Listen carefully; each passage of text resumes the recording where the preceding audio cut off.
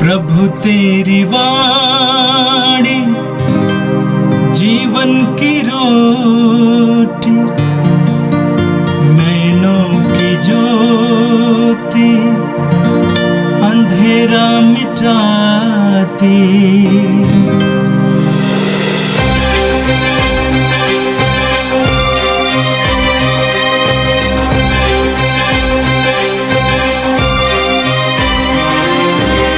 प्रभु तेरी वाणी जीवन की रोटी, नैनों की ज्योति अंधेरा मिटाती।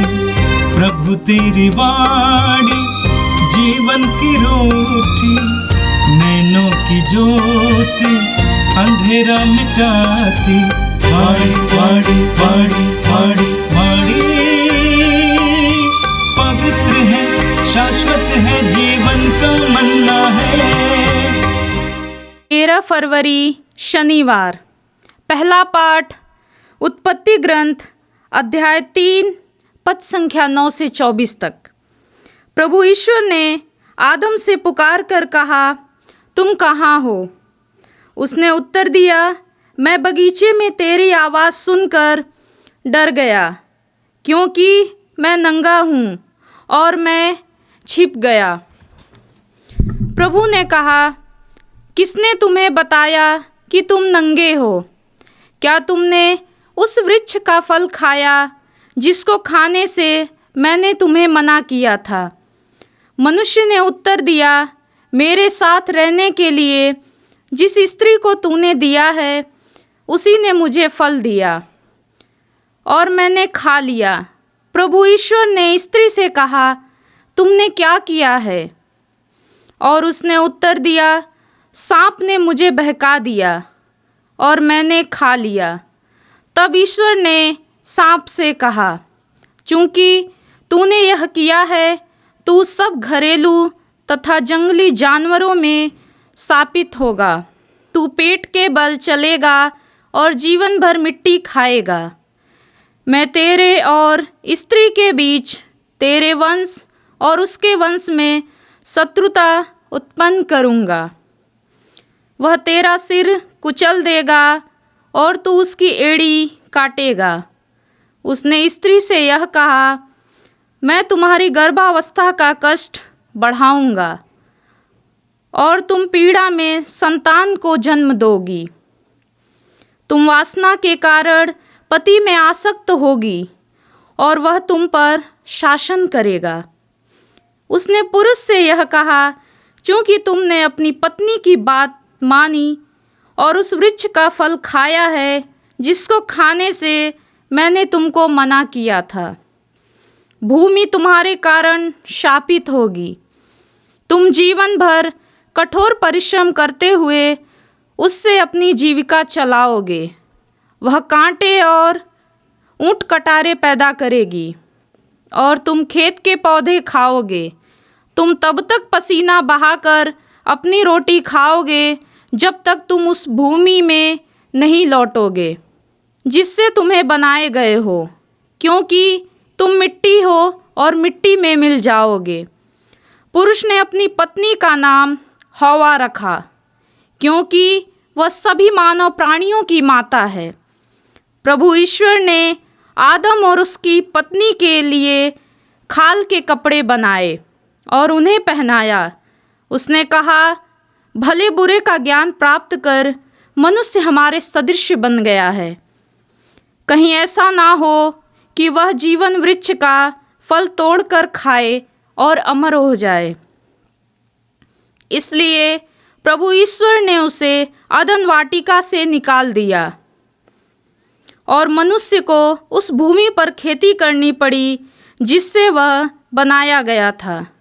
उसने आदम को निकाल दिया और जीवन वृक्ष के मार्ग पर पहरा देने के लिए अदन वाटिका के पूर्व में केरूबों और एक परिभ्रमी ज्वाला में तलवार को रख दिया। यह प्रभु की वाणी है। संत मार्कुस के अनुसार पवित्र सुसमाचार अध्याय 8 वाक्य संख्या 1 से लेकर 10 तक। उस समय फिर एक विशाल जनसमूह एकत्र हो गया था और लोगों के पास खाने को कुछ भी नहीं था। ईसा ने अपने शिष्यों को अपने पास बुलाकर कहा, मुझे इन लोगों पर तरस आता है। ये 3 दिनों से मेरे साथ रह रहे हैं और इनके पास खाने को कुछ भी नहीं है। यदि मैं इन्हें भूखा ही घर भेजूं तो ये रास्ते में मूर्छित हो जाएंगे। इनमें कुछ लोग दूर से आए हैं। उनके शिष्यों ने उत्तर दिया, इस निर्जन स्थान में इन लोगों को खिलाने के लिए कहाँ से रोटियां मिलेंगी? ईसा ने उनसे पूछा, तुम्हारे पास कितनी रोटियां हैं? उन्होंने कहा, 7।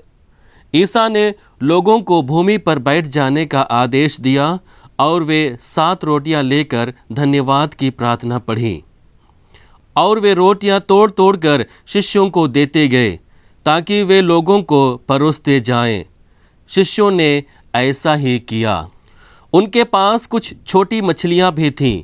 ईसा ने उन पर आशीष की प्रार्थना पढ़ी और उन्हें भी बांटने का आदेश दिया। लोगों ने खाया और खाकर तृप्त हो गए और बचे हुए टुकड़ों से 7 टोकरे भर गए। खाने वालों की संख्या लगभग 4000 थी। ईसा ने लोगों को विदा कर दिया। वे तुरंत अपने शिष्यों के साथ नाव चढ़े और दलमनुथा प्रांत पहुँचे। यह प्रभु का पवित्र सुसमाचार है। ख्रिस्त प्रभु की जय। ख्रिस्त में मेरे प्रिय भाई और बहनों, आज के दोनों पाठ हम लोगों को ईश्वर के प्रेम के बारे में बतलाता है और उस प्रेम के प्रति हमारा क्या उत्तरदायी है, इसके विषय में हम लोग मनन चिंतन करेंगे। आज के पहले पाठ में हम लोग पढ़ते हैं जो उत्पत्ति ग्रंथ से लिया गया है, जहाँ पर ईश्वर जब आदम और हेवा पाप के कारण छुपने लगते हैं तब उनके बीच में आकर ईश्वर पुकार कर उनसे कहता है। हम वचन में पढ़ते हैं, प्रभु ईश्वर ने आदम से पुकार कर कहा, तुम कहाँ हो? इसके पहले हम लोग पढ़ते हैं कि किस प्रकार से आदम और हेवा पाप करते हैं और जब वे पाप करते हैं और उनका आभास होता है तब वे लोग डर जाते हैं और डर के कारण प्रभु से छिपने लगते हैं। लेकिन ईश्वर के प्रेम को हम लोग देखते हैं यहाँ पर कि ईश्वर उनको खोजने के लिए आता है और उनको एक मौका देना चाहता है कि उन्होंने गलती की है। लेकिन हम लोग यहाँ पर देखते हैं कि आदम और हेवा किस प्रकार से ईश्वर का प्रत्युत्तर देते हैं। वे अपने पाप को छिपाते हैं, स्वयं के किए हुए गुनाह को छिपाते हैं और एक दूसरे पर मरने लगते हैं। उसका परिणाम क्या हुआ कि ईश्वर उन्हें अदन वाटिका से बाहर निकाल देता है। उनके जीवन में कठिन परिस्थिति को लेकर आता है। उनके लिए एक योजना निर्धारित करता है कि उनका आने वाला जीवन कितना कष्टमय होगा। ईश्वर के प्रेम को वे लोग पहचान नहीं पाए।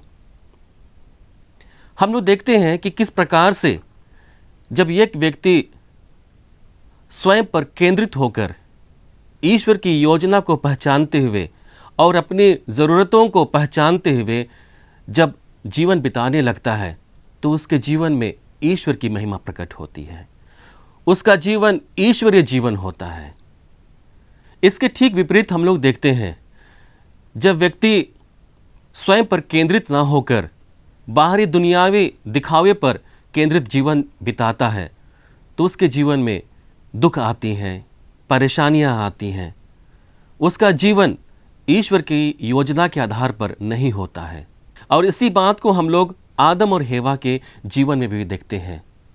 वे लोग अपने जीवन में स्वयं की महिमा और सुख के लिए पाप कर बैठते हैं। उनके जीवन का केंद्र बिंदु सांसारिक हो जाता है और वे लोग पाप कर बैठते हैं। और जब वे लोग पाप करते हैं इस पर भी ईश्वर उन्हें एक मौका देना चाहता है। ईश्वर स्वयं उनकी खोज में बाहर आते हैं और उन्हें पुकार कर कहते हैं कि तुम कहाँ हो। ईश्वर उन्हें मौका देना चाहते हैं कि वे अपनी परिस्थिति से रूबरू हो जाएं, वे अपनी परिस्थिति को महसूस कर पाएं और उसे स्वीकार कर लें और उसके लिए प्रायश्चित करे। जब आदम और हवा पाप कर बैठते हैं तो ईश्वर उन्हें एक और मौका देने के लिए उनके पास आता है। जब ईश्वर उन्हें पुकार कर पूछते हैं तो उसके प्रत्युत्तर में आदम कहता है, मैं बगीचे में तेरी आवाज़ सुनकर डर गया क्योंकि मैं नंगा हूँ और मैं छिप गया। प्रभु ने कहा, किसने तुम्हें बताया कि तुम नंगे हो? क्या तुमने उस वृक्ष का फल खाया जिसको खाने से मैंने तुम्हें मना किया था? हम यहाँ देखते हैं कि ईश्वर आदम को मौका देना चाहते हैं कि वह अपना पाप को स्वीकार करे और अपने पापों के लिए प्रायश्चित करे। लेकिन हम आगे वचन में पढ़ते हैं, मनुष्य ने उत्तर दिया, मेरे साथ रहने के लिए जिस स्त्री को तूने दिया उसी ने मुझे फल दिया और मैंने खा लिया। यहाँ पर आदम ईश्वर के सामने स्वीकार नहीं करता है कि मैंने पाप किया है, लेकिन वह अपने पाप को स्त्री पर मढ़ने लगता है कि जिस स्त्री को तूने मेरे साथ रहने को दिया है उस स्त्री ने मुझे फल दिया और मैंने खा लिया। हम नबी ईसायास के ग्रंथ में पढ़ते हैं, पश्चाताप और स्वीकृति में ही तुम्हारा कल्याण है। पश्चाताप और स्वीकृति में ही तुम्हारा कल्याण है। हम सभी लोगों का कल्याण हमारे पश्चातापी भाव से, और जब हम अपने पापों को स्वीकार करते हैं तब उसमें हमारा कल्याण होता है। और यही चीज़ आदम के जीवन में घटित होती है। वह अपने पापों के लिए प्रायश्चित नहीं करता है, वह अपने पापों को स्वीकार नहीं करता है, बल्कि वह स्त्री पर मरने लगता है। और वहीं दूसरी ओर देखते हैं, जब प्रभु स्त्री से पूछता है तो स्त्री भी अपना पाप स्वीकार नहीं करती है और अपनी गलती को स्वीकार न करते हुए सांप की गलती को बताती है। और इस प्रकार से हम देखते हैं कि हमारे आदि माता पिता पाप कर बैठते हैं। ईश्वर के द्वारा दी हुई एक और अवसर को वे लोग अपने जीवन के लिए भुना नहीं पाते हैं, और इस प्रकार से ईश्वर उन्हें अदन वाटिका से बाहर कर देता है। उनके जीवन में कठिन परिस्थितियों को लेकर आता है। हमारे जीवन में भी बारंबार यही स्थिति होती है। जब भी हम अपने जीवन में कोई गलत काम करते हैं, पाप करते हैं, गुनाह करते हैं, तो ईश्वर की ओर से हम सभी लोगों को अवसर मिलता है। हम लोग ईश्वर की आवाज़ को अपनी अंतरात्मा में सुनते हैं और वो अंतरात्मा हम लोगों को बारंबार बताती है कि तुमने पाप किया है। और जब हम उसे स्वीकार करते हैं और पश्चाताप करते हुए ईश्वर से माफ़ी मांगते हैं तो वही हमारे लिए कल्याणकारी होता है। हमारे जीवन में परिवर्तन आने लगता है। हम आज के सुसमाचार में यीशु के दयालु स्वभाव को देखते हैं और यही दयालु स्वभाव अपने शिष्यों को चुनौती देती है। हम देखते हैं कि 3 दिन यीशु लोगों को आध्यात्मिक रूप से पोषण करते हैं, उन्हें स्वर्ग राज्य के विषय में बताते हैं, प्रवचन देते हैं। और जब उनको लगता है कि अब लोग भूखे प्यासे हैं, अब उनको अपना घर वापस आना है, तब वह अपने शिष्यों को कहते हैं कि इनके लिए भोजन का प्रबंध करो। हम लोग उसके प्रत्युत्तर में देखते हैं कि शिष्य क्या कहते हैं। ईसा ने अपने शिष्यों को अपने पास बुलाकर कहा, मुझे इन लोगों पर तरस आता है। ये 3 दिनों तक मेरे साथ रह रहे हैं और इनके पास खाने को कुछ भी नहीं है। यदि मैं इन्हें भूखा ही घर भेजूं तो ये रास्ते में मूर्छित हो जाएंगे। यहाँ पर यीशु के दयालु स्वभाव को हम देखते हैं। यीशु अपने साथ रह रहे लोगों के बारे में जानते हैं, उनकी ज़रूरतों को जानते हैं। अब जब यीशु उन्हें आध्यात्मिक रूप से तृप्त कर चुके हैं, तब वह भौतिक रूप से भी तृप्त करने के लिए अपने शिष्यों से बात कहते हैं। और इसके प्रत्युत्तर में उसके शिष्य लोग कहते हैं, इस निर्जन स्थान में इन लोगों को खिलाने के लिए कहाँ से रोटियां मिलेंगी? हम संत यूहन्ना के सुसमाचार अध्याय 6 वाक्य संख्या 35 में पढ़ते हैं, जो मेरे पास आता है उसे कभी भूख नहीं लगेगी, जो मुझ में विश्वास करता है उसे कभी प्यास नहीं लगेगी। यहाँ पर यीशु अपने शिष्यों को विश्वास के प्रकटीकरण के लिए बुलाते हैं कि जिस यीशु ने 3 दिनों तक अपने लोगों को आध्यात्मिक रूप से पोषित किया है, वही यीशु उनके भूख को भी मिटाएगा।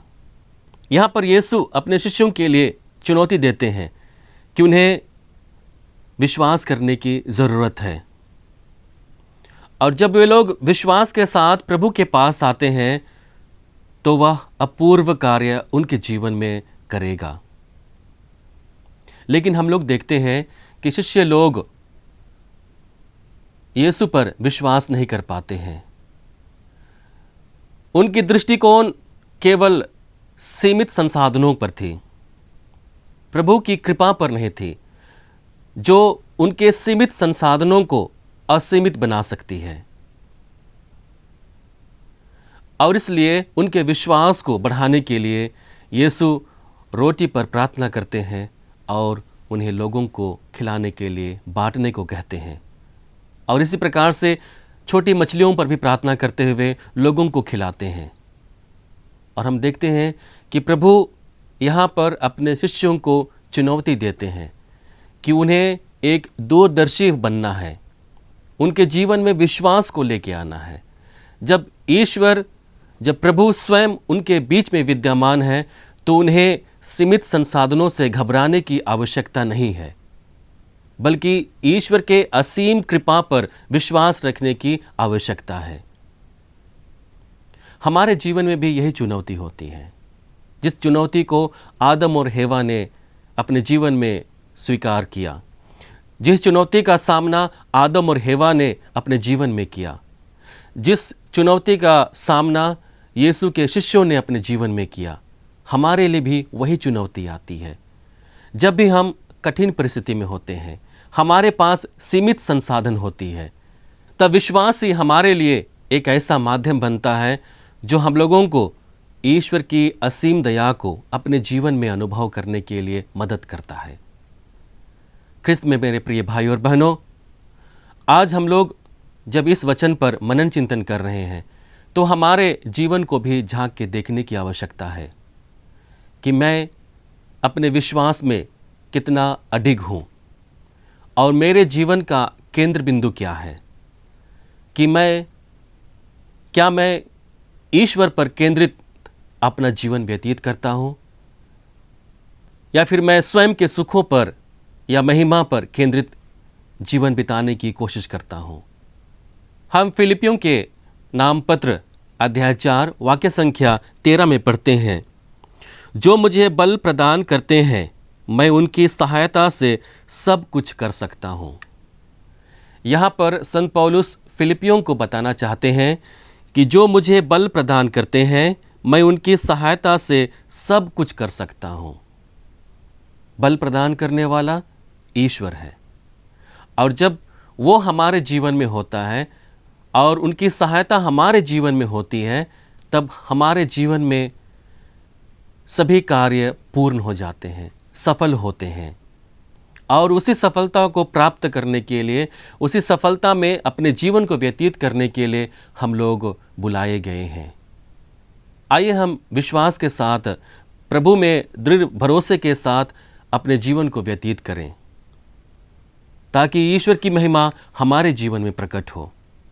और जब भी हमारे जीवन में कठिन परिस्थिति आए, मुसीबत आए, पाप में गिरने के कारण आए, उन सभी परिस्थितियों को हम निडर होकर विश्वास के साथ सामना कर सकें और ईश्वर की महिमा को अपने जीवन में प्रकट होने दे सकें। आइए हम इसी विश्वास के साथ में प्रभु से प्रार्थना करें। हे सर्वशक्तिमान पिता परमेश्वर, धन्यवाद देते हैं इस सुंदर दिन के लिए, सभी कृपादानों के लिए, और हमें विश्वास का वरदान देने के लिए। जिस प्रकार से संत पौलुस पूर्ण विश्वास के साथ में कहता है, जो मुझे बल प्रदान करते हैं, मैं उनकी सहायता से सब कुछ कर सकता हूँ। जी हाँ प्रभु, हमारे विश्वास को बढ़ाइए। हमारे दुख सुख में वही विश्वास हमारे लिए सफलता का कारण बने। हम पाप में ना गिरें, बल्कि पाप के चिन्हों को पहचानते हुए विश्वास के साथ में, भरोसे के साथ में उनका सामना करते हुए तेरी महिमा को अपने जीवन में प्रकट होने दे सके। हम यह प्रार्थना करते हैं हमारे प्रभु ख्रिस्त के द्वारा, आमीन। प्रभु तेरी वाणी जीवन की रोटी, नैनों की ज्योति अंधेरा मिटाती। वाणी वाणी वाणी वाणी वाणी पवित्र है, शाश्वत है जी